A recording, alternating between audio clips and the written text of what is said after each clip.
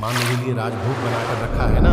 मैं जानती थी तू मुझसे राजभोग अवश्य मांगेगा। माँ सबसे अधिक मुझको दोगी ना। तेरे लिए मैंने अलग से रखा है मेरे लाल।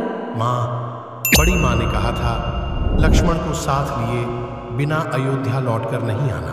देख लो माँ, लक्ष्मण को साथ लेकर ही अयोध्या आया हूँ। राम लक्ष्मण को लाने की आवश्यकता नहीं, वह तो तेरी परछाई है बेटे। तू जहाँ जाएगा वह वन ही होगा। हाँ बेटे। मेरे बच्चे, जब जब तुम पर विपत्ति आई है, मैं अपनी आत्मा की आंखों से तुम्हें देखती रही, परंतु मैं बहुत दूर थी मेरे लाल, मैं तेरी सहायता नहीं कर सकी। माँ, मैं तो हर विपत्ति के क्षण में तुम्हें अपने निकट खड़ा पाया। मेरे रगों में तुम्हारे दूध की शक्ति थी, जिसके बल पर विपत्तियों की समुद्र को चीरता हुआ मैं तुम्हारे चरणों तक पहुंच गया। माँ, तुम तो मेरी शक्ति स्वरूपनी दुर्गा हो। मैं सदैव तुम्हारी पूजा करता रहूं, बस यही आशीर्वाद दो माँ। ये तू क्या कह रहा है? हाँ, लोग तो कहते हैं कि तू भगवान का अवतार है, परंतु मैं तो इतना ही जानती हूँ कि तू मेरे हृदय का टुकड़ा है। बस मैं तुझे इस रूप में देखूं और मुझे कुछ नहीं चाहिए। मेरा राम चाहिए, मुझे और कुछ नहीं चाहिए। मुझे कुछ और नहीं चाहिए। जो तेरे पिता ने मुझसे कहा था, बस वही मैं तुझसे कहती हूँ।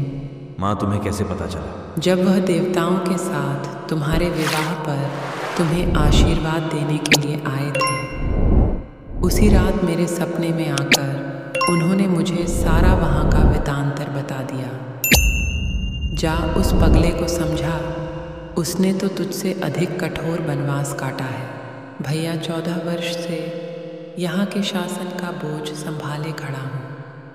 अब संभाल लीजिए अपनी अयोध्या और आपका यह कौशल राज्य, भैया यहाँ का उत्तरदायित्व। अब मैं आपके श्री चरणों में समर्पण करता हूँ, स्वीकार करें। भैया, आपकी प्रजा के प्रति अगर मेरी ओर से कोई भूल हो गई हो तो उसके लिए क्षमा कर देना। मैं आपकी भांति कोई राजा नहीं हूँ, मैं तो केवल एक सेवक हूँ।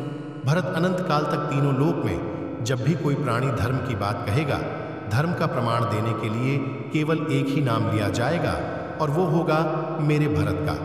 भारत, मैंने तो वन में 14 वर्ष बिताए पिता की आज्ञा के कारण, परंतु तुमने तो केवल भावनाओं और भातृ के प्रेम के कारण 14 वर्ष राजधानी के बीच रहकर सन्यासियों की तरह बीताए। भरत, तुम हम सब भाइयों में सबसे महान हो।